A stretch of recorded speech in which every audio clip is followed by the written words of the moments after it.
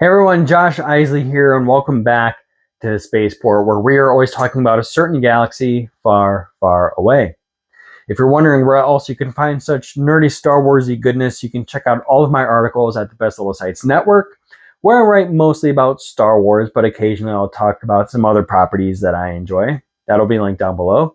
You can also find me on TikTok, where I talk mostly about my Black Series collection here and some other good Star Warsy things. That'll also be linked down below. But what are we talking about today? Well, last time we sat here at the Spaceport, we talked about more conceptual ideas, more ideating about what I would do if I had free reign over a Star Wars project. And that was a fun discussion to have. That'll be linked down below. That's in my channel. That's up above as well. But what are we talking about today? Well, I want to talk about something more pertaining to what's behind me here, and that's my Black Series collection. The Black Series, even if they haven't talked about it in a long time, but it really started as more of an adult-oriented toy line, bringing Star Wars' most beloved characters in a more definitive fashion for our shelves. And I was thinking about that, and I thought about something that Hasbro did before that was very similar, different but similar. And that was also bringing Star Wars beloved characters to life on our shelves. And it was also very more adult oriented. These weren't things that you were getting, little Johnny or little Susie for Christmas. These were things that your cool uncle probably had in his house. And it's a forgotten toy line. So I wouldn't blame you if you'd never seen them in shelves, particularly because they haven't been on shelves since like 2006, 2007. But I also wouldn't blame you if you'd never heard of it, because it's not really in the collector discussion anymore. I haven't seen it mentioned in a long, long time. But I know that they are out there. But I'm talking about nothing else other than the Hasbro Star Wars Unleashed line. From about 2002 to about 2007, Hasbro released these little mini sculptures, works of art, really. And I say that because the sculpture work is beautiful. The paint apps still hold up, even after being on display and in packaging for so long. Paint apps still hold up.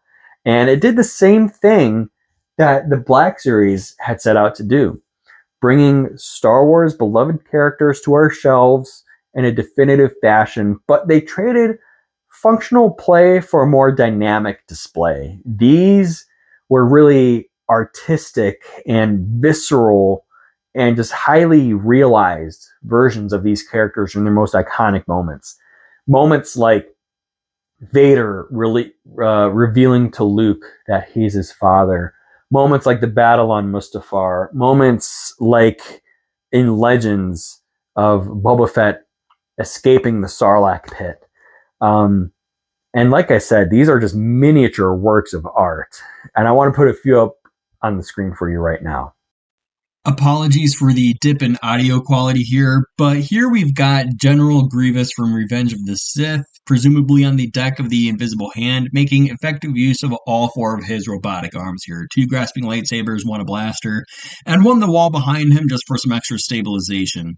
And this is just a great dynamic pose here that the Unleashed line was renowned for and is renowned for. Not a lot of posability, but again, just a fierce pose for a fearsome adversary. I definitely wouldn't want to go toe-to-toe with him because they don't call him a Jedi Hunter for nothing. But fun fact, this is not a piece from the Josh Isley Spaceport collection.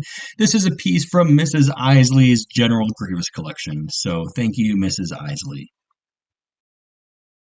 Here we have perhaps one of the greatest Jedi to ever live, at least the greatest during the Republic era, during the Clone Wars, Obi-Wan Kenobi, and for the fight of his life here during the Battle of the Heroes on Mustafar at the end of Revenge of the Sith. We see some scorch marks on his boots and on his tunic, and I have a sneaking suspicion that during the weathering process that's applied by hand, at least by an airbrush, because when we look at the same sculpt across the line, there are still some minor consistencies. A master of Sarisu, the defensive lightsaber art form, in a dynamic defensive pose here, and I say defensive because here We have Anakin Skywalker, the other half of this dynamic duo, pitted against each other, brother against brother, or as we knew him here at this point in the story, Darth Vader. Just a fierce enemy here for Obi-Wan. We don't see a lot of scorch marks here, but we see a lot of abrasions on his face, some flowing hair, and this is the attacking pose that is meant to kind of go either across from Obi-Wan, or we can see the jagged parts of the platform that he's standing on. You can place them back to back. These did come with some flame effects that you could add some lighting to, but I've since lost those. I've had these for a while. But speaking of Darth Vader, we have here perhaps probably the most iconic scene in Star Wars in the entire franchise, if not at least top 5 most iconic cinema moments. This is when Vader reveals to Luke that he is in fact his father on the catwalks of Bespin. And we have a great example here of what the Unleashed line was capable of in their sculpt work.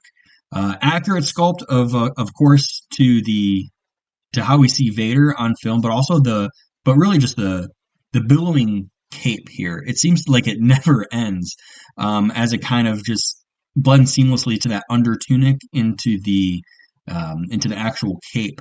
The paint apps on his chest and on his belt still hold up, even if there's some evidence of minor sun damage, just from how old these are and how they might have been packaged. Because you are going to get these used. They don't make them anymore, like I said earlier. But really, if there's one iconic scene to capture from Vader, it's this one. And here we have Vader yet again from another moment earlier from that same duel on Bespin. In the movie, we see him kind of lightly levitate down from sort of that upper tier of the stairs down and land by Luke when he's down by the carbon freezing chamber. But as you can see here, this is a much more kinetic pose, a much more stylized pose. We see him here jumping down with an overhead attack, reaching out to his adversary. And again, we see that billowing cloak here, and it makes for a very imposing sculpt. Everything I said about the last one still holds true with this. An accurate sculpt, the paint apps on the chest box and the belts still hold up, but we see the sun damage a little bit more here on sort of the upper edges of the cape and by his helmet, because unfortunately this one does have sun damage a little bit, but what can you do? These things are 20 years old. Really, like I said, just miniature works of art. And I'm so glad that I have these in my collection, and there's a few still out there on the wish list. What I also enjoy about these is that, unlike today where you see certain figures exclusive to certain retailers, while fun as that is as a collector, sort of chasing them down, the Unleashed line really opted for exclusive packaging, namely in Best Buy and Target opting for more cylindrical packaging type, rather than the traditional kind of bubble with a card on the back. But as much as I love the Unleashed line, I would be remiss to say, or if I didn't say, that we don't see things like this anymore, really. Yes, we do get sculptures and statues and statuettes, but when we do get them, they're very expensive. So they're not super consumer friendly. And they're also pretty at a larger scale. So they're not very spatially friendly either. You can see how tall this shelf is. It's not very tall. It's only maybe about 10 inches. But, so they're kind of hard to come by. A consumer friendly, both fiscally and spatially friendly product like this.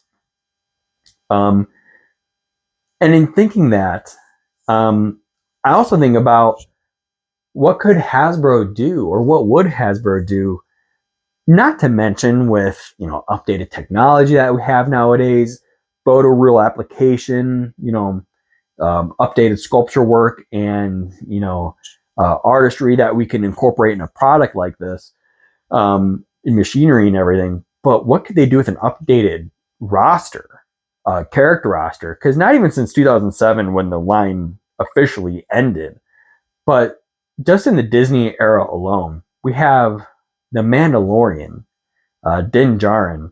How many different sculptures could we get him at that 7-inch scale with Grogu? How many different scenes and poses could we get out of that? Just again, highly artistically and highly realized scenes could we get out of that? We can get scenes of like Vader in the hallway in Rogue One, Luke Skywalker in the hallway in the Mandalorian Season 2 finale, Cobb Vanth and the Mandalorian from Season 2 opener. We saw earlier that Anakin and Obi-Wan, two separate figures that were meant to go together.